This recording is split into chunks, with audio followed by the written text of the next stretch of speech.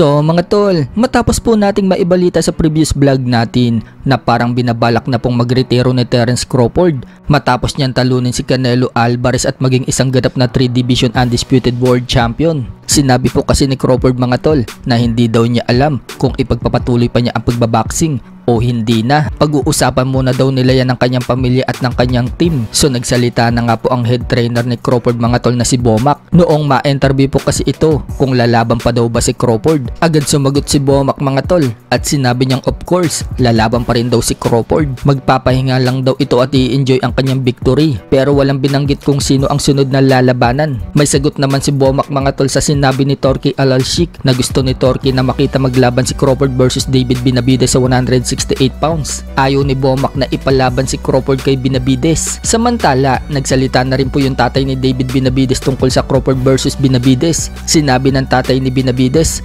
kaya lang daw umakyat ng 175 pounds si Benavidez, hindi daw dahil sa timbang, kundi dahil nandoon daw ang opportunity. At iniisip din daw nila na umakyat ng cruiserweight para labanan itong si Zurdo Ramirez. Pagdating daw kay Crawford, palag naman daw yung anak niyang si Benavidez. Kaso si Bomac na din daw ang nagsabi na ayaw na itong ipalaban si Crawford sa anak niya. Pero kung gusto daw ng mga tao ang laban ng Crawford versus Benavidez at sa tingin na maganda ang laban na yan at pumayag din daw itong si Bomac at Terence Crawford na labanan yung anak niya, bakit daw hindi? Papalag daw sila. Samantala, mukhang hinahype naman po ng Ring Magazine ang Terence Crawford versus Gennady Golovkin. Sa post po kasi ng Ring Magazine mga tol, tinanong kung sino daw ang mananalo sa laban ng Terence Crawford versus Gennady Golovkin sa prime nila. Nag-post nga po ang Ring Magazine na yan matapos magsalita si Gennady Golovkin sa isang interview na gusto umano bumalik ni Golovkin sa ring. Nararamdaman daw kasi ni Triple G ang pananabik na bumalik sa boxing at sa tingin daw nito, kayang-kaya pa daw nito lumaban. Kaya biglang may kumakalat na rumor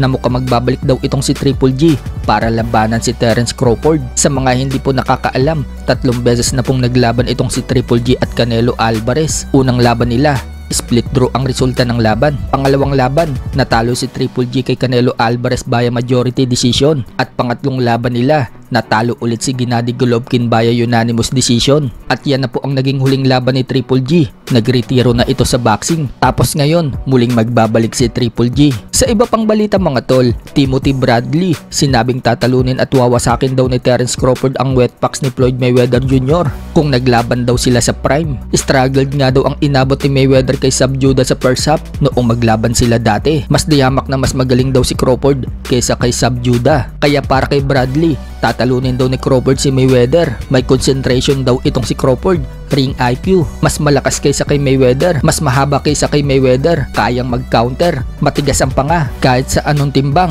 Kayang-kaya daw talunin ni Crawford si Mayweather, 135 pounds, 140 pounds, at kahit sa 147 pounds. Kahit sa ang division daw na yan, kayang-kaya daw talunin ni Crawford itong si Mayweather. Floyd Mayweather's a GOAT, oh absolutely.